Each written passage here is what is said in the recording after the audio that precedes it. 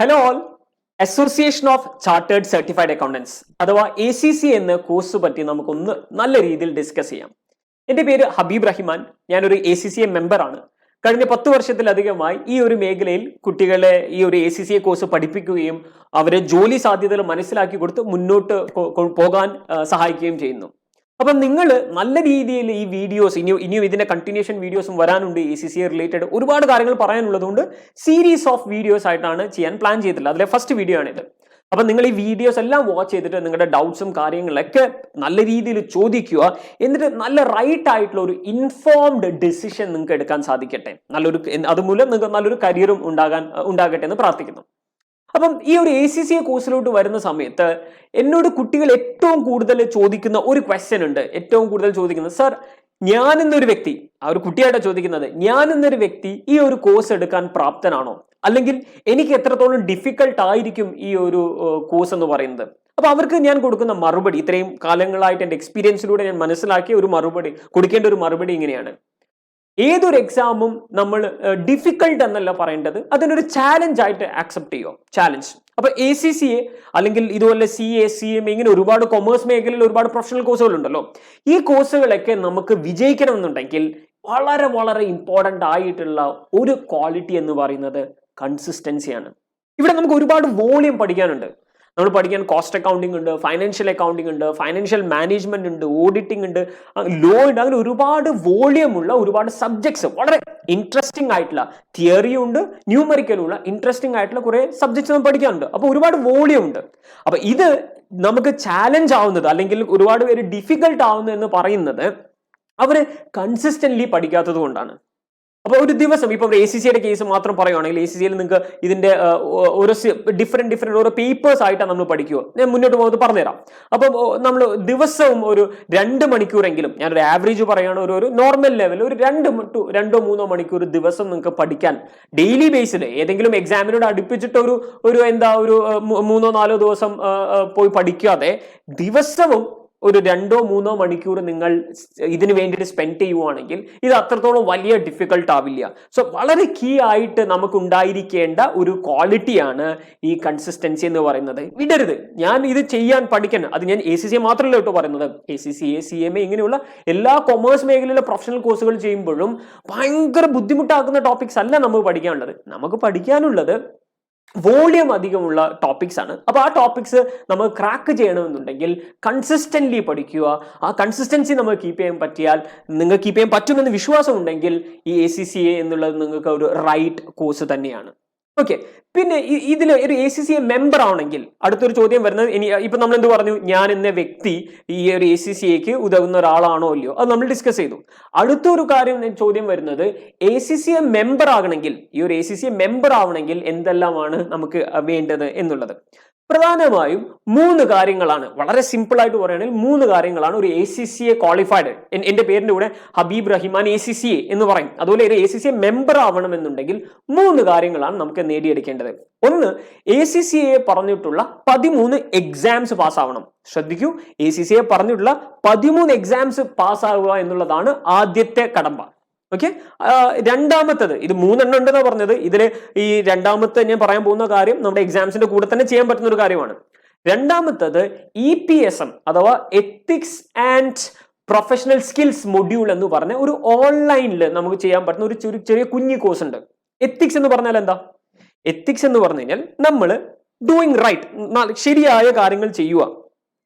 നിങ്ങൾ ഒരു ACCA qualified ആയിട്ടുള്ള ഒരു പേഴ്സൺ ആകുമ്പം നിങ്ങൾ വർക്ക് ചെയ്യാൻ പോകുന്ന നിങ്ങളുടെ റോൾ എന്ന് പറയുന്നത് എക്സ്റ്റേണലി ഉള്ള സ്റ്റേക്ക് ഹോൾഡേഴ്സിന് അക്കൗണ്ട്സുകൾ ഉണ്ടാക്കി കൊടുക്കുക, അല്ലെങ്കിൽ മറ്റുള്ള ആൾക്കാർ ഉണ്ടാക്കിയ അക്കൗണ്ട്സുകൾ പരിശോധിക്കുക, ഒരു കമ്പനിയുടെ ബോർഡ് മീറ്റിങ്ങിൽ ഡിസിഷൻസ് എടുക്കാൻ സഹായിക്കുക. ഇങ്ങനെ വളരെ സെൻസിറ്റീവ് ആയിട്ടുള്ള ഡിസിഷൻ എടുക്കാൻ പോകുന്ന ഒരാളായിട്ടാണ് നിങ്ങൾ വർക്ക് ചെയ്യാൻ പോകുന്നത്.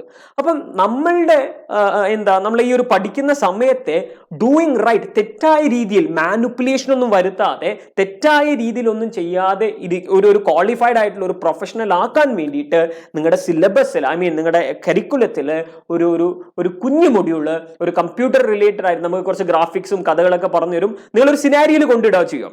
നിങ്ങളൊരു സിനാരിയോയിൽ കൊണ്ടുവെക്കുന്നു. ആ സിനാരിയോയിൽ ആ കഥകളൊക്കെ പറഞ്ഞു തന്നിട്ട് ഇങ്ങനെ ഒരു സിനാരിയോയിൽ നിങ്ങളായിരുന്നെങ്കിൽ എന്തായിരിക്കും ചെയ്യാൻ ചോദിക്കും. നിങ്ങളുടെ ഒരു സീനിയർ അക്കൗണ്ടന്റ് ഉണ്ട്, അയാൾ എന്തോ മാനിപ്പുലേഷൻ ചെയ്യാൻ പോകുന്നു, അയാൾ മാനിപ്പുലേഷൻ ചെയ്യുന്ന സമയത്ത് നിങ്ങൾ എങ്ങനെയായിരിക്കും അതിനോട് റിയാക്ട് ചെയ്യുക എന്ന രീതിയിൽ കുറച്ച് ഓപ്ഷൻസ് ആൻസേഴ്സ് ഉണ്ടാവും. ആ ആൻസേഴ്സ് ഒക്കെ പറഞ്ഞു കൊടുത്ത് ഒരു ഗ്രാഫിക് റിലേറ്റഡ് ആയിട്ട് നമുക്ക് പെട്ടെന്ന് തന്നെ ചെയ്തു തീർക്കാൻ പറ്റുന്ന ഒരു മൊഡ്യൂളാണ് ഈ EPSM. ഇത് ഈ ഫൈനലാണ് കേട്ടോ ഈ ക്വിസ് ഉള്ളത്. ആ EPSM മൊഡ്യൂളിൽ കുറച്ച് കാര്യങ്ങൾ നമുക്ക് വായിച്ചെടുക്കാനുണ്ട്. അപ്പൊ 2 കാര്യങ്ങൾ ഞാൻ പറഞ്ഞു. ഒരു ACCA മെമ്പർ ആവണമെന്നുണ്ടെങ്കിൽ, നമുക്കൊരു ACCA മെമ്പർ ആവണമെന്നുണ്ടെങ്കിൽ 3 കാര്യങ്ങൾ വേണം. ആദ്യത്തേത് 13 എക്സാംസ്, മറ്റൊന്ന് EPSM പറഞ്ഞു, മൂന്നാമത്തത് 3 വർഷത്തെ പ്രാക്ടിക്കൽ എക്സ്പീരിയൻസ് ഇൻക്ലൂഡിങ് ഇതിന്റെ ഒബ്ജക്റ്റീവ്സ് മീറ്റ് ചെയ്തുകൊണ്ട്. 3 വർഷത്തെ practical experience including objectives meet ചെയ്തുകൊണ്ട്. സോ എന്താണ് ഈ ഒബ്ജക്റ്റീവ്സ്? അതായത് ACCA പറഞ്ഞിട്ടുണ്ട്, നിങ്ങൾ പഠിച്ചാൽ മാത്രം പോരാ, പഠിക്കണം, 13 എക്സാംസ് പാസ്സാവണം, എത്തിക്സ് മൊഡ്യൂൾസ് കംപ്ലീറ്റ് ചെയ്യണം, അതിന്റെ കൂടെ തന്നെ നിങ്ങൾക്ക് ഒരു വർക്ക് എക്സ്പീരിയൻസ് നേടിയെടുക്കണം. അത് 3 വർഷം മാത്രം മിനിമം 3 വർഷം വർക്ക് ചെയ്യണം. അത് മാത്രം പോരാ, ഈ 3 വർഷത്തിൽ നിങ്ങൾ ഇന്ന കാര്യങ്ങൾ അച്ചീവ് ചെയ്ത്, ACCA കുറച്ച് ഒബ്ജക്റ്റീവ്സ് വെച്ചിട്ടുണ്ട്, കുറച്ച് ടാർഗറ്റ്സ് വെച്ചിട്ടുണ്ട്. ഓക്കെ, അത് നമ്മൾ കുറച്ച് ഡീറ്റെയിൽ ആയിട്ട് പറയേണ്ട കാര്യമാണ്. ഓക്കെ, അത് നിങ്ങൾ ഈ ACCA കോഴ്സ് തുടങ്ങിയതിന് ശേഷം നിങ്ങൾക്ക് അത് എന്താവും കുറച്ചുകൂടി ഡീറ്റെയിൽ ആയിട്ട് മനസ്സിലാവും. റൈറ്റ് എന്നുള്ള മനസ്സിലാക്കുക, 3 വർഷം വർക്ക് ചെയ്യുകയും ആ 3 വർഷത്തിൽ ഒരു സർട്ടൻ ഒബ്ജക്റ്റീവ്സ് നമ്മൾ മീറ്റ് ചെയ്യാനുണ്ട്, അത് മീറ്റ് ചെയ്യുകയും വേണം. അപ്പൊ ഈ 3 കാര്യങ്ങൾ വരുമ്പോഴാണ് നമ്മൾ ഒരു ക്വാളിഫൈഡ് ആയിട്ടുള്ള ACCA ആയി മാറുന്നത്. അപ്പോഴാണ് നമ്മൾ ACCA മെമ്പർ എന്ന് നമ്മുടെ പേരിന്റെ കൂടെ എടുത്ത് പറയാൻ പറ്റുന്നത്. ഈ പലപ്പോഴും നമ്മൾ കണ്ടിട്ട് ACCA അഫിലിയേറ്റ് എന്ന് മാത്രം കാണാറുണ്ട്. ഈ ACCA അഫിലിയേറ്റ് എന്ന് പറയുന്നത് 13 പേപ്പർ മാത്രം പാസ്സായി, പക്ഷെ എന്തായിട്ടില്ല, പ്രാക്ടിക്കൽ എക്സ്പീരിയൻസ് നേടിയെടുക്കാത്ത ഒരു കാൻഡിഡേറ്റിനെയാണ് നമ്മൾ എന്ത് പറയാറ്, ACCA അഫിലിയേറ്റ് എന്ന് പറയാറ്. അപ്പൊ പല കുട്ടികളും കൺഫ്യൂഷൻ ചോദിക്കാറുണ്ട്, സാർ ACCA അഫിലിയേറ്റ് ACCA എന്ന് മാത്രം കാണാറുണ്ട്, ഇത് തമ്മിൽ വ്യത്യാസം എന്താണെന്ന് ചോദിക്കാറുണ്ട്. സോ നമ്മളിപ്പോൾ എന്തെല്ലാം കൺസിഡർ ചെയ്തു?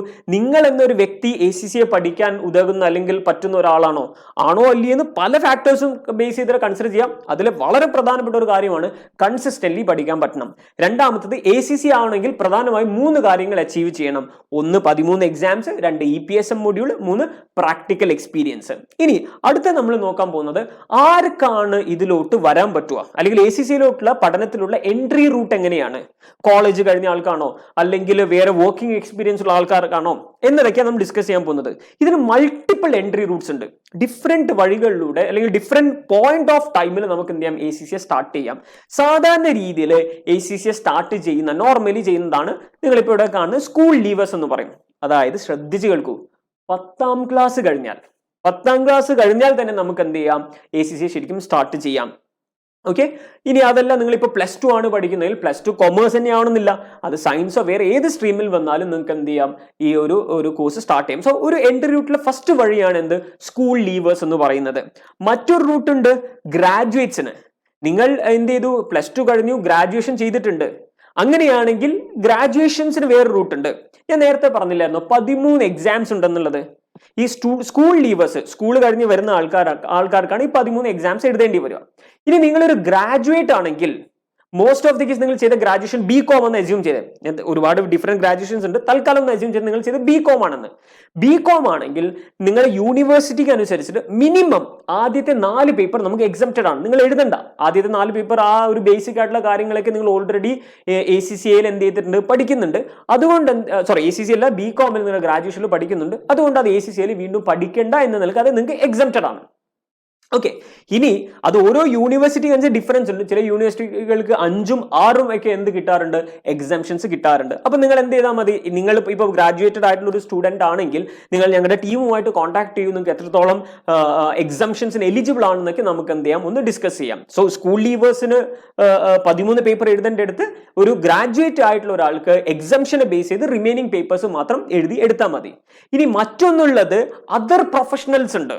ഇപ്പൊ ഓൾറെഡി വർക്ക് ചെയ്യുന്ന ആൾക്കാരുണ്ടാവും. ഫോർ എക്സാമ്പിൾ CA പഠിച്ചു, CA പാർട്ട് ക്വാളിഫൈഡ് ആണ്, CA ഇന്റർ കഴിഞ്ഞു, അല്ലെങ്കിൽ CA ഫൈനൽ കഴിഞ്ഞു, CMA ഇന്ത്യ കഴിഞ്ഞു, ഇങ്ങനെ നമ്മുടെ വർക്കിംഗ് പ്രൊഫഷണലിലുള്ള ആൾക്കാരുണ്ട്. അവർക്കും എന്ത് ചെയ്യാം, ഈ കോഴ്സ് തിരഞ്ഞെടുക്കാം. അപ്പൊ അവരുടെ ക്വാളിഫിക്കേഷനെ ബേസ് ചെയ്തുകൊണ്ട് അവർക്ക് ഡിഫറെന്റ് എക്സാംഷൻ ആണ്. അപ്പൊ ഇത്രയേ ഉള്ളൂ, നമ്മുടെ ക്വാളിഫിക്കേഷൻ, ഓൾറെഡി ഉള്ള ക്വാളിഫിക്കേഷൻ മുന്നോട്ട് പോകും തോറും അത് റിലേറ്റ് ചെയ്ത് കുറച്ച് എക്സാംഷൻസ് നമുക്ക് ACCAയിൽ നേടിയെടുക്കാൻ പറ്റും. അപ്പൊ ഏറ്റവും വളരെ തുടക്കം എവിടുന്നാണ്, ഏറ്റവും ബേസ് തുടങ്ങുന്നത് നമ്മൾ ഒരു സ്കൂൾ ലീവേഴ്സ് ആണ്. സ്കൂൾ ലീവേഴ്സിനെ സംബന്ധിച്ചിടത്തോളം ഏറ്റവും സ്റ്റാർട്ടിങ് തന്നെ 13 പേപ്പറാണ് നമ്മൾ എഴുതിയെടുക്കേണ്ടത്. മുന്നോട്ട് ഗ്രാജുവേഷനോ അല്ലെങ്കിൽ മറ്റുള്ള പ്രൊഫഷണൽസിനോ വരുന്ന ആൾക്കാർക്കാണെങ്കിൽ അവരുടെ കയ്യിൽ പ്രൊസസ് ചെയ്യുന്ന ക്വാളിഫിക്കേഷനും ഡിഗ്രിയും യൂണിവേഴ്സിറ്റിയൊക്കെ ബേസ് ചെയ്തിട്ട് നമുക്ക് എക്സംഷൻസ് നേടിയെടുക്കാം. ഇനി മറ്റൊരു പ്രധാനപ്പെട്ട കാര്യം നമ്മൾ ഡിസ്കസ് ചെയ്യാൻ പോകുന്നത് ഇതിൽ ഏതൊക്കെയാണ് പേപ്പേഴ്സ് എന്നുള്ളത്. 3 ലെവൽസ് ആയിട്ടാണ് പ്രധാനമായിട്ട് പറയുന്നത്. ഒന്ന് applied knowledge level, 2 applied skills level, 3 professional level ഉണ്ട്. അത് ഞാനിപ്പോൾ ഇവിടെ കാണിച്ചിട്ടില്ല. തൽക്കാലം നമുക്ക് ഇത് മാത്രം ഡിസ്കസ് ചെയ്യാം. ഏതൊക്കെയാണ് അപ്ലൈഡ് നോളജും അപ്ലൈഡ് സ്കിൽസും. അപ്ലൈഡ് നോളജ് നിങ്ങൾ ഒരു കാര്യം ചെയ്യേണ്ടത്, കുറച്ചുകൂടി മുന്നോട്ട് പോകുമ്പോൾ ഈ പേപ്പേഴ്സിന്റെ എല്ലാ ലിസ്റ്റും നിങ്ങൾക്ക് ഇവിടെ കാണാൻ പറ്റും. അപ്പൊ അതൊന്ന് വീഡിയോ പോസ്റ്റ് ചെയ്ത് ജസ്റ്റ് ഒന്ന് വായിച്ചാൽ മതി. പല ആൾക്കാർക്കും ബികോമോ അല്ലെങ്കിൽ +2 കൊമേഴ്സ് പഠിച്ചവർക്കൊക്കെ പരിചയമുള്ള പേരുകൾ ഇതിലുണ്ടാവും, ലൈക്ക് ഫൈനാൻഷ്യൽ അക്കൗണ്ടിങ്ങോ അതുപോലെ ടാക്സോ ഇങ്ങനെയുള്ള ടോപ്പിക്സ് ഒക്കെ നിങ്ങൾ +2ലോ ബികോമിലോ പഠിച്ചുള്ളതെന്ന് കേട്ടിട്ടുണ്ടാവും. അപ്പൊ ഇങ്ങനെയാണ് വരുന്നത്. ആദ്യത്തെ 3 പേപ്പർ കംപ്ലീറ്റ് ആകുമ്പോൾ നമ്മൾ അപ്ലൈഡ് നോളജ് ലെവൽ കംപ്ലീറ്റ് ആയെന്ന് പറയും, ആദ്യത്തെ 3 പേപ്പർ. പിന്നീട് അവിടുന്ന് അതിനുശേഷമുള്ള 6 പേപ്പറാണ് നമുക്ക് അപ്ലൈഡ് സ്കിൽസിൽ വരുന്നത്. ഫൈനലി ഇതിന് ശേഷം നമുക്കൊരു 4 പേപ്പർ കൂടി ചെയ്യാനുണ്ട്, സ്ട്രാറ്റജിക്കൽ പ്രൊഫഷണൽ അഥവാ പ്രൊഫഷണൽ ലെവലില്. 2 നിർബന്ധമായിട്ട് ചെയ്യണം. എസെൻഷ്യൽ എന്ന് നിങ്ങൾ കാണുന്നില്ലേ, അത് നമ്മൾ നിർബന്ധമായിട്ടും ചെയ്യണം, എസെൻഷ്യൽ എന്ന് പറയുന്നത്. പിന്നെ അവസാനത്തെ 4 ഓപ്ഷണലിൽ 4 ഏതെങ്കിലും 2 ചെയ്താൽ മതി. അപ്പൊ ഇവിടെ കുട്ടികൾ വരുന്ന ഒരു പോസ്റ്റ് ഉണ്ട്, സാർ ഈ പേരുകളൊക്കെ നമ്മൾ വായിച്ചു, പക്ഷെ ഇതൊക്കെ എനിക്ക് പഠിക്കാൻ പറ്റുന്ന കോഴ്സുകളാണോ, അല്ലെങ്കിൽ ഈ പേപ്പേഴ്സ് ഒക്കെ എനിക്ക് എന്താണെന്ന് അറിയാനൊരു ആഗ്രഹമുണ്ട്. ഞാൻ ചുമ്മാ ജോയിൻ ചെയ്ത് ഇത് പഠിച്ചു തുടങ്ങി, പിന്നീടാണ് എനിക്ക് മനസ്സിലായി അയ്യോ ഈ ടോപ്പിക്സ് ഒന്നും എനിക്ക് ഒട്ടും മനസ്സിലാവാത്ത ടോപ്പിക്സ് ആണെന്ന് തിരിച്ചറിഞ്ഞാൽ ആ ഒരു മൊമെന്റിൽ കുറച്ച് മുന്നോട്ട് പോയിട്ടാണ് തിരിച്ചറിഞ്ഞത്, അത് വളരെ ബുദ്ധിമുട്ടല്ലേ. അപ്പൊ അതിന് വേണ്ടിയിട്ട് നമ്മൾ ഇലാൻസ് ലേണിംഗ് പ്രൊവൈഡർ ഒരു വളരെ വണ്ടർഫുൾ ആയിട്ടുള്ള ഒരു കാര്യം ചെയ്തു വെച്ചിട്ടുണ്ട്, ഗേറ്റ് വേ ടു കൊമേഴ്സ് എന്ന രീതിയിൽ. അതായത് കൊമേഴ്സിലെ എപെക്സ് കോഴ്സുകളിലോട്ട്, അത് CA ആയിക്കോട്ടെ, ACC ആയിക്കോട്ടെ, CMA US ആയിക്കോട്ടെ, ഇങ്ങനെയുള്ള കോഴ്സുകൾ പഠിച്ച് തുടങ്ങുന്നതായിട്ട് മുന്നേ തന്നെ ഇതിലുള്ള സിലബസുകൾ, കണ്ടന്റ്സ് ഒന്ന് പരിചയപ്പെടാൻ, മനസ്സിലാക്കാൻ വേണ്ടിയിട്ട് സൗജന്യമായിട്ട് എല്ലാ വിദ്യാർത്ഥികൾക്കും സൗജന്യമായിട്ട് നമ്മൾ ചെയ്തു വെച്ചൊരു കോഴ്സാണ് ഗേറ്റ് വേ ടു കൊമേഴ്സ്. അപ്പൊ നിങ്ങൾക്ക് ഒരു ഡൗട്ട് ഉണ്ട്, ഓക്കെ എനിക്ക് പഠിക്കുന്നതായിട്ട് മുന്നേ ആയിട്ട് ഈ കോഴ്സുകളിലൊക്കെ എന്താണ് പേപ്പേഴ്സ് എന്നുള്ളത് അറിയണമെങ്കിൽ നിങ്ങൾ നമ്മളുമായിട്ട് കോൺടാക്ട് ചെയ്യൂ. ഗേറ്റ് വേ ടു കൊമേഴ്സിന്റെ ക്ലാസ്സസ് നിങ്ങൾക്ക് ഓൺലൈനായിട്ട് തന്നെ എടുക്കാം. നമ്മുടെ ക്യാമ്പസുകളിലൊന്നും വരണമെന്നില്ല. നിങ്ങൾക്ക് ഓൺലൈനിൽ നമ്മുടെ മൊബൈൽ ആപ്ലിക്കേഷൻസ് ഉണ്ട്, വെബ് ആപ്ലിക്കേഷൻസ് ഉണ്ട്. അതുവഴിയൊക്കെ നിങ്ങൾക്ക് വീട്ടിലിരുന്നു കൊണ്ട് തന്നെ നിങ്ങളുടെ സമയത്തിനനുസരിച്ച് കണ്ട് പഠിച്ചു തുടങ്ങാം, എന്നിട്ട് കറക്റ്റ്ലി ഒരു ഡിസിഷൻ എടുക്കാം. ഓക്കെ, അപ്പം ഇത്രയാണ് നമ്മുടെ പേപ്പേഴ്സ് ഉള്ളത്. 13 നിങ്ങളിവിടെ കാണുമ്പോൾ 15 പേപ്പർ ഉണ്ട്. ഈ പേപ്പേഴ്സ് എല്ലാം ഓരോരോ ഇൻഡിവിജ്വൽ പേപ്പേഴ്സ് ആയിട്ട് എഴുതാമെന്നുള്ളതാണ് വളരെ പ്രധാനപ്പെട്ട ഒരു സവിശേഷത. അതായത് ഗ്രൂപ്പായിട്ട് ഓരോ ലെവലും ഒന്നിച്ച് എഴുതണമെന്നില്ല. നിങ്ങൾക്ക് ആദ്യത്തെ പേപ്പർ എനിക്ക് അത്രയും പഠിക്കാൻ പറ്റില്ല, അല്ലെങ്കിൽ എൻ്റെ സാമ്പത്തികമായിട്ട് എനിക്ക് കുറച്ച് ബുദ്ധിമുട്ടുണ്ട്, ഒരു പേപ്പർ മാത്രമേ എനിക്ക് ഇപ്പം സാമ്പത്തികമായിട്ട് എനിക്ക് ഫീസ് അടയ്ക്കാനൊക്കെ ഉള്ളൂ, അങ്ങനെയെങ്കിൽ നിങ്ങൾ ആ പേപ്പർ മാത്രം ഇപ്പോൾ എഴുതിയാൽ മതി. അല്ല എനിക്ക് 2 പേപ്പറിൽ കഴിവുണ്ടെങ്കിൽ 2 പേപ്പർ എഴുതാം. അതുകൊണ്ടാണ് ഞാൻ പറയുന്നത് ഗ്രൂപ്പ് സ്ട്രക്ചർ. നമ്മുടെ ഇന്ത്യൻ കോഴ്സുകളൊക്കെ മിക്കവാറും ഗ്രൂപ്പ് സ്ട്രക്ചേഴ്സ് ആണ് വരുന്നത്. ഇവിടെ ഗ്രൂപ്പ് സ്ട്രക്ചേഴ്സിന്റെ ഒരു പ്രശ്നവുമില്ല, നമുക്ക് ഹൈ ഫ്ലെക്സിബിലിറ്റി കിട്ടുന്നുണ്ട്. നമ്മുടെ സമയത്തിനും നമ്മുടെ സൗകര്യത്തിനും നമ്മുടെ സാമ്പത്തികവും എല്ലാം കൺസിഡർ ചെയ്തുകൊണ്ട് നമുക്ക് പഠനം മുന്നോട്ട് കൊണ്ടുപോകാം. ഓക്കെ, വേറൊന്ന് എന്നോട് കുട്ടികൾ ചോദിക്കാറുള്ളത്, സാർ എക്സാംസ് ഏതെല്ലാം സമയത്താണ് ഉണ്ടാവാറ്, നമ്മുടെ ഈ ഒരു ACCയുടെ എക്സാംസ് ഏതെല്ലാം പീരീഡിലാണ് നടക്കാറുള്ളത് എന്നുള്ളത്. ACCയുടെ ആദ്യത്തെ 3 കോഴ്സ്, ആദ്യത്തെ 4 പേപ്പർ, ആദ്യത്തെ ഞാൻ നേരത്തെ കാണിച്ച നോളേജ് ലെവലിലെ 3 പേപ്പറും നമ്മുടെ സ്കിൽസ് ലെവലിലെ ആദ്യത്തെ പേപ്പറും, ഇത് 4ഉം ഓൺ ഡിമാൻഡ് എക്സാംസ് ആണ്. ACCയുടെ ആദ്യത്തെ 4 പേപ്പർ ഓൺ ഡിമാൻഡ് എക്സാംസ് ആണ്. അതായത് ഓൺ ഡിമാൻഡ് എക്സാംസ് എന്ന് പറഞ്ഞു കഴിഞ്ഞാൽ ഇലാൻസ് ലേണിംഗ് പ്രൊവൈഡറിനെ പോലെ കമ്പ്യൂട്ടർ ബേസ്ഡ് എക്സാം സെന്റേഴ്സ് ഉള്ള ACCയുടെ അപ്രൂവ്ഡ് ആയിട്ടുള്ള കമ്പ്യൂട്ടർ ബേസ്ഡ് എക്സാം സെന്റേഴ്സിൽ നിങ്ങളുടെ സൗകര്യത്തിനനുസരിച്ച് നിങ്ങളുടെ സമയത്തിനനുസരിച്ച് ബുക്ക് ചെയ്തിട്ട് എക്സാംസ് എഴുതാം. അത് ഏത് ദിവസം വേണമെങ്കിലും എഴുതാം.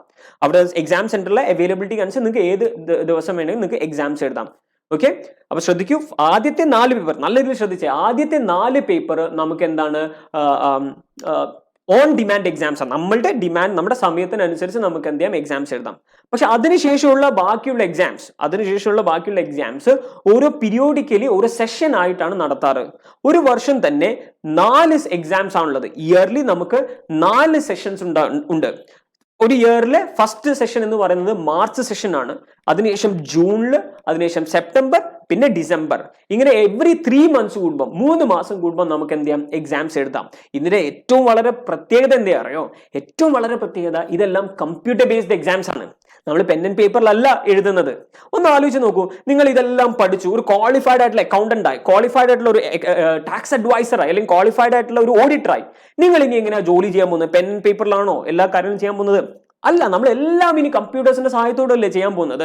സോ നമ്മുടെ അക്കാഡമിക്സ്, നമ്മൾ പഠിക്കുന്ന അക്കാഡമിക്സിന്റെ കരിക്കുലവും ഇൻഡസ്ട്രിയും തമ്മിലുള്ള ഒരു ഗ്യാപ്പ് ഉണ്ടായിരുന്നു പണ്ട്. അത് കുറയ്ക്കാൻ വേണ്ടിയിട്ട് ACC ഇൻട്രൊഡ്യൂസ് ചെയ്തതാണ് നമ്മുടെ എക്സാംസും പഠനവും എല്ലാം കമ്പ്യൂട്ടർ ബേസ്ഡ് ആയിട്ട് ചെയ്യാം.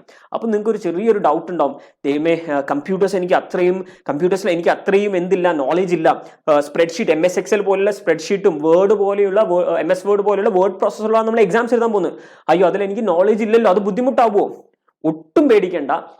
വളരെ മിനിമൽ നോളേജ് ഓഫ് കമ്പ്യൂട്ടർ മതി നമുക്ക് ഈ ഒരു കോഴ്സ് സ്റ്റാർട്ട് ചെയ്യാൻ. ഞാൻ ആദ്യം പറഞ്ഞ കോഴ്സ് പേപ്പേഴ്സ് ഉണ്ടല്ലോ, നമ്മുടെ നോളേജ് ലെവലിലെ ആദ്യത്തെ, അതെല്ലാം നമുക്ക് ഒബ്ജക്റ്റീവ് ടൈപ്പ് ക്വസ്റ്റ്യൻസേ ഉള്ളൂ. അതായത് കമ്പ്യൂട്ടറിലാണ് ചെയ്യുന്നത്, ബട്ട് ഓപ്ഷൻ ABCD അതിൽ ഓപ്ഷൻസ് ക്ലിക്ക് ചെയ്യാനേ നമുക്കുള്ളൂ. നമ്മുടെ വർക്കിംഗ് നോട്ട്സും കാര്യങ്ങളൊക്കെ നമുക്ക് എന്ത് ചെയ്യാം, പെൻ ആൻഡ് പേപ്പറിൽ ചെയ്യാം. ബാക്കി ഓപ്ഷൻസ് മാത്രം നമ്മൾ ക്ലിക്ക് ചെയ്ത് കൊടുത്താൽ മതി. അപ്പൊ കമ്പ്യൂട്ടറുമായിട്ട് ഒന്ന് പരിചയപ്പെട്ട് തുടങ്ങി. പിന്നീട് മുന്നോട്ട് വരുമ്പം ഞാൻ ഒരു കാര്യം പറയാൻ വിട്ടുപോയി, ACCയുടെ എല്ലാ എക്സാംസും 100 മാർക്കിനാണ്. സോ ആദ്യത്തെ ലെവലിൽ 100 മാർക്കും ഒബ്ജക്റ്റീവ് ടൈപ്പ് ആണ്. നമുക്ക് ഇങ്ങനെ ഒബ്ജക്റ്റീവ് ആൻസേഴ്സ് കൊടുക്കുന്നതേ ഉള്ളൂ. ഓപ്ഷൻസ് ക്ലിക്ക് ചെയ്യുക, അല്ലെങ്കിൽ റൈറ്റ് ആൻസർ കൊടുക്കുക, മാച്ച് ദ ഫോളോയിങ്, അങ്ങനെയുള്ള ക്വസ്റ്റ്യൻസ് ആണ്. ഇനി ആദ്യത്തെ ആ 4 പേപ്പർ കഴിഞ്ഞ് നോളേജ് ലെവലിൽ സ്കിൽസ് ലെവലിലോട്ട് വരുമ്പോൾ, അപ്ലൈഡ് സ്കിൽസ് ലെവലിലോട്ട് വരുമ്പോൾ അവിടെ കുറച്ചുകൂടി എന്ത് ചെയ്യാണ്, ന്യൂമറിക്കൽസ്, കാൽക്കുലേഷൻസും നെറേറ്റീവ് പാർട്ടും കൂടാണ്. ഒബ്ജക്റ്റീവ് മാത്രമല്ല, ഏകദേശം ഒരു 60 മാർക്കോളം ഒബ്ജക്റ്റീവും ബാക്കി 40 മാർക്കും നമ്മൾ എന്ത് ചെയ്യണം, ടൈപ്പ് ചെയ്ത് അടിച്ചു കൊടുക്കണം. അപ്പൊ അവിടുന്ന് നമ്മൾ പതിയെ എന്ത് ചെയ്യണം, അപ്പ് ആവാണ്. ഇത്രയും കാലം കമ്പ്യൂട്ടേഴ്സിൽ ജസ്റ്റ് ഇൻപുട്ട് അല്ലേ കൊടുത്തിട്ടുള്ളൂ, അതിനുവരും കുറച്ചുകൂടി മുന്നോട്ട് അപ്പായിട്ട് വരുവാണ്. ഇനി ഫൈനൽ ലെവൽ, പ്രൊഫഷണൽ ലെവലിലോട്ട് എത്തുമ്പം നമ്മുടെ എൻറ്റയർ 100 മാർക്കിന് നമ്മൾ എന്ത് ചെയ്യണം, ഡിസ്കസീവ്, ഒബ്ജക്റ്റീവ് അല്ല, നല്ല ഡിസ്കസീവ് നെറേറ്റീവ് പാർട്ടാണ് നമുക്ക് എഴുതാനുള്ളത്. അപ്പൊ പതിയെ സ്റ്റെപ്പ് ബൈ സ്റ്റെപ്പ് ആയിട്ട് നിങ്ങൾ എന്ത് ചെയ്യുവാണ്, ഈ ഒരു കമ്പ്യൂട്ടർ സ്കിൽസ് അപ്സ്കില്ല് ചെയ്യുവാണ് നമ്മുടെ ACS ഈ ഒരു സിലബസിൽ. ഇനി ഇലാൻസ് ലേണിംഗ് പ്രൊവൈഡർ നമ്മുടെ കൂടെ ജോയിൻ ചെയ്യുന്ന കുട്ടികൾക്ക് നമ്മൾ ചെയ്യുന്നത് ഇതിന്റെ പുറമെ തന്നെ മൈക്രോസോഫ്റ്റ് എക്സലും ഡാറ്റ അനലിറ്റിക്സിന്റെ ഒക്കെ അഡീഷണൽ സപ്പോർട്ട്, അതും തന്നെ ഒരുപാട് കോഴ്സസ് ഫ്രീ ഓഫ് കോസ്റ്റിൽ നമ്മുടെ ACC പഠിക്കുന്നതിന്റെ വിദ്യാർത്ഥികൾക്ക് വാല്യൂ ആഡിംഗ് ആയിട്ടുള്ള ഒരുപാട് കോഴ്സുകൾ നമ്മൾ സൗജന്യമായിട്ട് പ്രൊവൈഡ് ചെയ്യുന്നുണ്ട്. അത് നമ്മുടെ ACC പഠിക്കുന്നവർക്കും അല്ലാത്ത എല്ലാ പബ്ലിക്കിനും അത് അവൈലബിൾ ആണ്. നിങ്ങൾക്ക് ആ സൗജന്യ കോഴ്സുകൾ ചെയ്യണമെങ്കിൽ നമ്മളുമായിട്ട് നേരത്തെ പറഞ്ഞ കോൺടാക്ട് ചെയ്യൂ. നല്ല ഗിവ് ആൻഡ് ടേക്ക് പോളിസിയാണ്. നല്ല രീതിയിൽ കുട്ടികൾക്ക് എന്ത് ചെയ്യുക, നല്ല കോഴ്സസ് കൊടുക്കുക, അതിലൂടെ നല്ല സൽപ്പേരുണ്ടാക്കുക, നമ്മുടെ ഓർഗനൈസേഷൻ വളർത്തുക. ഗിവ് ആൻഡ് ടേക്ക്, നല്ല രീതിയിൽ അങ്ങോട്ട് കൊടുക്കുന്നു, തിരിച്ച് നമ്മൾ എടുക്കുന്നു, രണ്ടുപേർക്കും മ്യൂച്വൽ ബെനിഫിറ്റ്സ് ഉള്ള രീതിയിൽ. Okay, fine. സോ ഇത്രയും കാര്യങ്ങളാണ് ഞാൻ ഈ ഒരു വീഡിയോയിൽ നിങ്ങളുമായിട്ട് ഡിസ്കസ് ചെയ്യാൻ ആഗ്രഹിച്ചിട്ടുള്ളത്. ഇനിയും ഒരുപാട് കാര്യങ്ങൾ ഡിസ്കസ് ചെയ്യാനുണ്ട്. എത്രത്തോളമാണ് ഇതിന്റെ ഫീസ് വരുന്നത്, എന്താണ് ഇതിന്റെ ജോലി സാധ്യതകൾ, ഏതെല്ലാം റോളിലായിരിക്കും നമ്മൾ വർക്ക് ചെയ്യാൻ പോകുന്നത്, ഇതെല്ലാം നമുക്ക് ഡിസ്കസ് ചെയ്യാം അടുത്ത വീഡിയോയിൽ. സോ അടുത്ത വീഡിയോയ്ക്ക് വേണ്ടി വെയിറ്റ് ചെയ്യൂ. ഇത്രയും ഡിസ്കസ് ചെയ്ത കാര്യങ്ങൾ, നിങ്ങൾക്കുള്ള ഡൗട്ട്സും കാര്യങ്ങളിലും കമന്റിൽ ചോദിക്കൂ. നല്ലൊരു കരിയർ നിങ്ങൾക്ക് ഉണ്ടാവട്ടെ എന്ന് ഞാൻ ആശംസിക്കുന്നു. Good luck, bye, take care.